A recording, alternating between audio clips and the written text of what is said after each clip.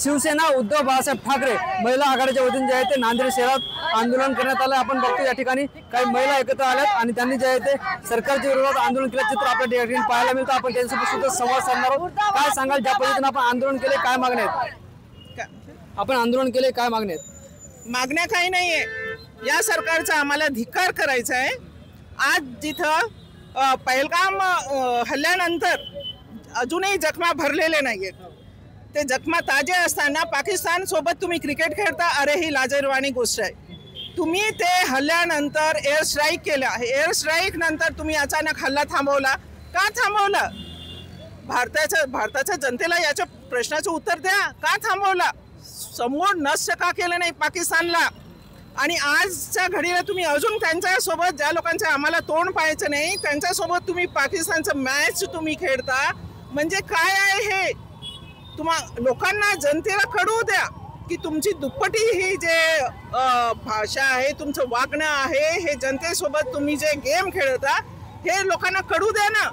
आणि पहलगाम जे झालं हल्ल्यानंतर आमच्या भगिनी विधवा झाल्या, किती तरी पुरुष मेलेत आणि ते दुःख अजूनही आम्ही विसरलेलो नाहीत, ते दृश्य अजूनही डोळ्यापुढे येते।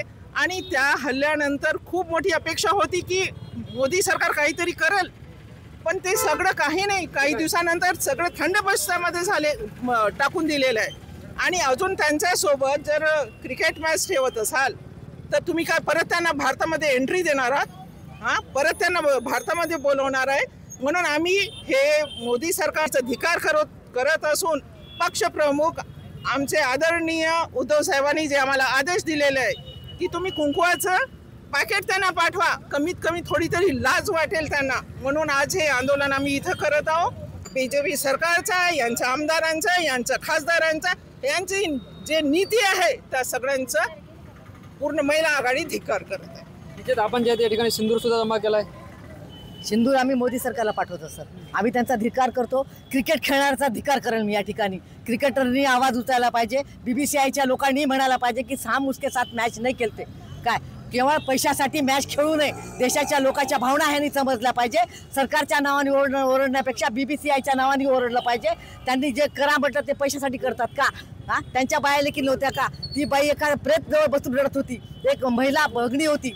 हां, त्याच्यामुळे आम्हाला मोदी सरकारचा धिक्कार आहे, या आजच्या पंतप्रधानाचा धिक्कार आहे, भाजप सरकारचा धिक्कार आहे। हे केवळ कोपऱ्याला गूळ लावण्याचं काम करत आहे। त्याच्यामुळे ही सरकार जे काही निर्णय घेते आम्हाला तरी वाटत नाही की ती योग्य घेते काय। आणि या ठिकाणी ही मॅच नकोय, संबंध देशवासियांना नकोय, शिवसेनेला तर नकोय, कारण शिवसेना ही आमची नेहमीच जिथं अन्याय होते तिथं न्याय मागण्याचं काम, जिथं देश चुकते तिथं हे बाळासाहेब ठाकरे आमचे नेहमी उभं टाकलेले आहेत। उद्धव ठाकरे आमचे साहेब जे आहेत आम्हाला सांगतात की हे योग्य आहे का अयोग्य आहे, त्यांच्याकडून आम्ही शिकलोत। आम्हाला भाजप सरकारचा निषेध करण्याचा पूर्ण अधिकार आहे आणि आम्ही धिक्कार करतो धिक्कार करतो अशा लोकांचा जे की पंतप्रधान असून आणि पंतप्रधान पूर्ण देश दौरा करतात। त्यांना आमच्यासारख्यांनी सांगायला नकोय की मॅच घ्यायची की नाही।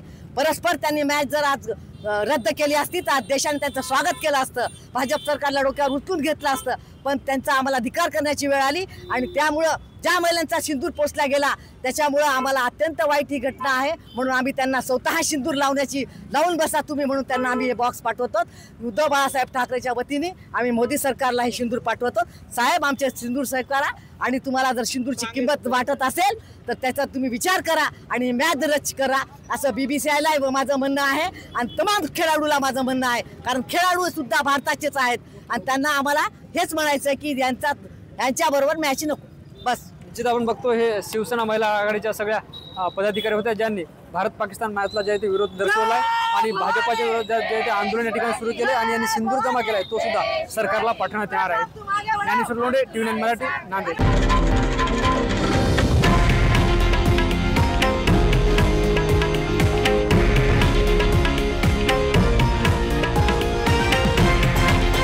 हे आहे देशातील नंबर 1 न्यूज नेटवर्क आणि आपण पाहत आहात TV9 मराठी, एकमेव।